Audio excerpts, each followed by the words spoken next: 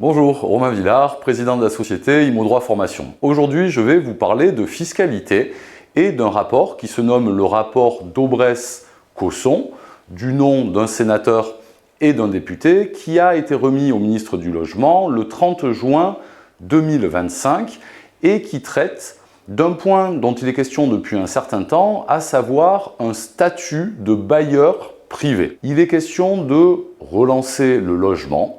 Et ce rapport propose 5 mesures qui semblent à ce député et à ce sénateur intéressantes, voire même très intéressantes, pour relancer l'immobilier.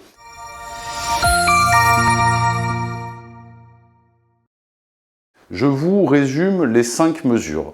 La première serait pour l'acquisition d'un bien à compter du 1er décembre 2025, de pouvoir l'amortir alors qu'on le met en location nue. Ça, c'est le premier point. On aurait un taux d'amortissement de 5% pour le neuf et de 4% pour l'ancien. Et le second point, ça serait en cas d'option pour le régime microfoncier, une augmentation du plafond à 50 000 € et de l'abattement à 50%. Une augmentation du plafond ainsi qu'une augmentation de l'abattement. Le troisième point serait relatif au déficit foncier. Il est envisagé dans ce rapport d'augmenter le déficit foncier à 40 000 €, alors qu'aujourd'hui il est à 10 700 € de base et multiplié par 2, soit 21 400 si vous faites des travaux de rénovation énergétique.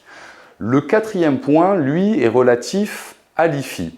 Dans les propositions, les biens mis en location nue, mais également les biens mis en location meublée, seraient exonérés tout simplement d'IFI, ce qui est une mesure également très intéressante. Enfin, la dernière mesure, et non la moindre, serait l'exonération de la plus-value de ces biens.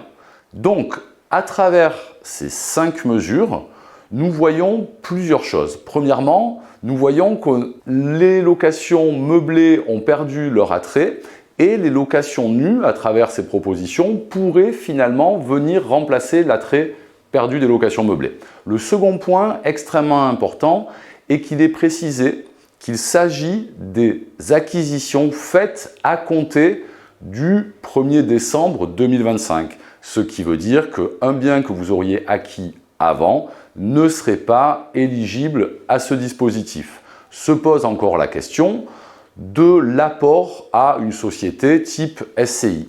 Est-ce que cet apport pourrait être considéré comme une mutation ou non? Nous le saurons si potentiellement ce rapport produit des effets législatifs. Et c'est là le dernier point. Il s'agit pour le moment simplement de propositions et nous vous tiendrons informés de l'évolution de ces propositions au cours des prochains mois. Je vous remercie.